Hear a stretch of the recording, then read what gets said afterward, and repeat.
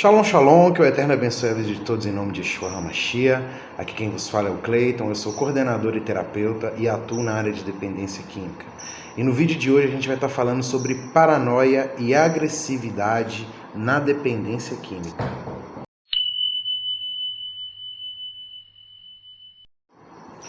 O relato sobre o uso de drogas pela humanidade, ele retoma os tempos mais remotos. A gente sabe que a maioria dos medicamentos utilizados na antiguidade, eles se originavam de plantas. Assim, a palavra droga, ela é derivada de drug, que em holandês significa folha seca. E atualmente o conceito de droga utilizado no meio científico, ele está relacionado a qualquer substância capaz de trazer alterações no funcionamento do organismo de um ser vivo. E os dependentes químicos, na sua maioria, eles apresentam diversas características, tais como a não adequação com a relação tempo e espaço, a vida social e referencial afetivo. Eles também demonstram também alto índice de racionalidade e cisão entre o afeto e a razão. E nestes indivíduos, o ego, ele se encontra incapaz de exercer a sua função meditadora entre consciente e inconsciente, podendo então surgir assim algumas patologias, como a paranoia e a agressividade, as quais nós vamos discorrer neste vídeo. O termo paranoia, ele é frequentemente usado em conversas cotidianas, mas nem sempre de forma correta, pois uma simples desconfiança, ela não significa necessariamente uma paranoia, especialmente se estiver baseada numa experiência anterior ruim. Aurélio Buarque de Holanda, ele define a paranoia como sendo uma psicopatia, caracterizada pelo aparecimento de ambições suspeitas, que evoluem para delírios persecutórios e de grandeza, estruturados sobre base lógica. Para os profissionais de saúde mental, a palavra paranoia, ela descreve aqueles indivíduos que sofrem de uma desconfiança exagerada ou uma grande suspeita de ser atacado, verbal ou até mesmo fisicamente, de forma injustificada.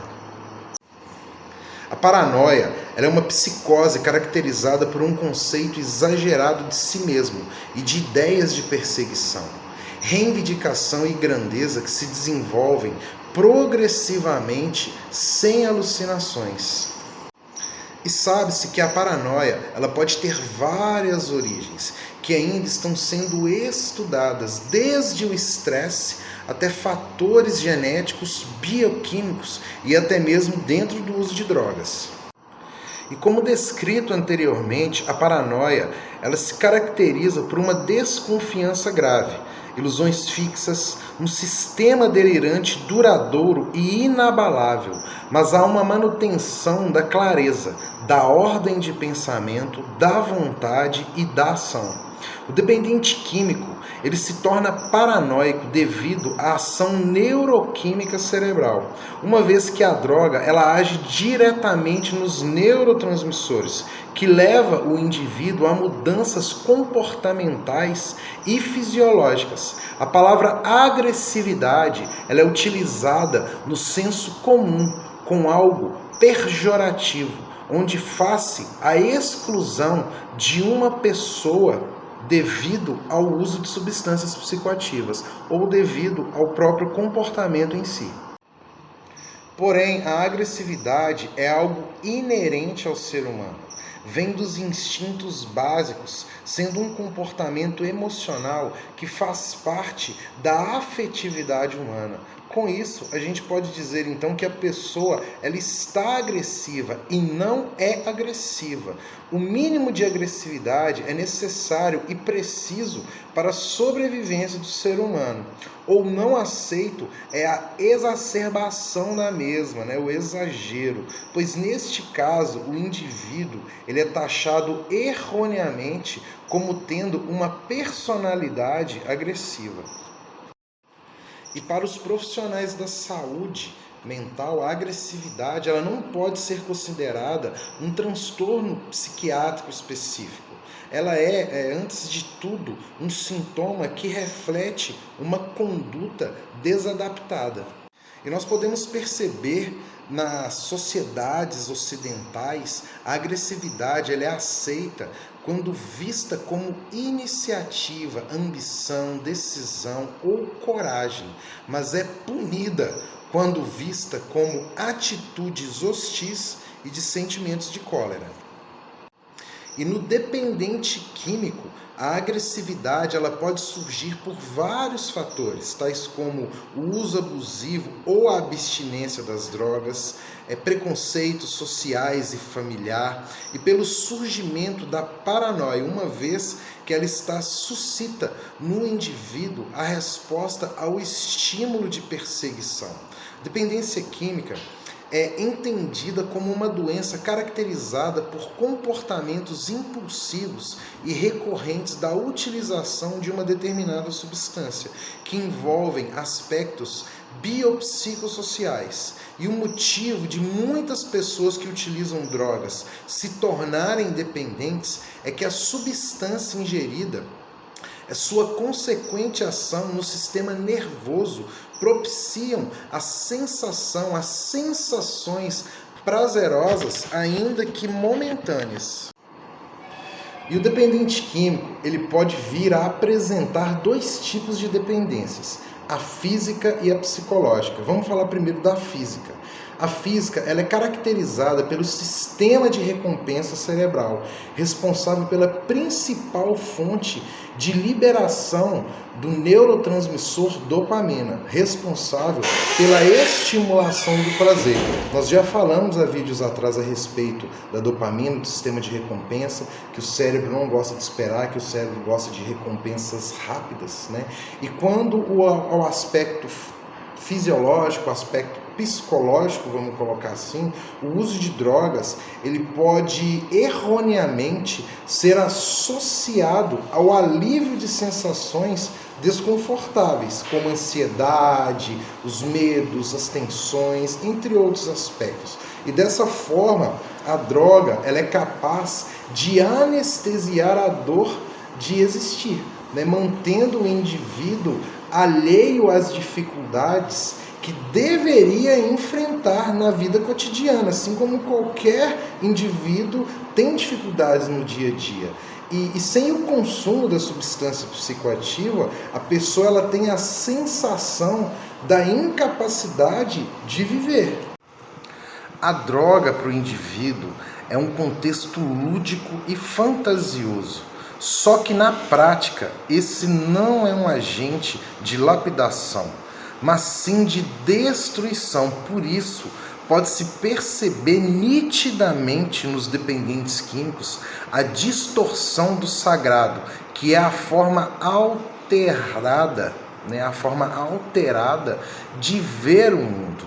Uma vez que na possessão do vício, a pessoa se modifica, pois ela não busca prazer imediato e ela utiliza a agressividade. E nesse ponto, o vício ele tem a capacidade de deixar a pessoa sem percepção, vivendo então somente de sensações, e por isso a necessidade do prazer imediato e a não visão de que a droga é algo capaz de matá-lo, podendo até surgir a autodestrutividade e o auto-boicote, a autossabotagem que a gente fala.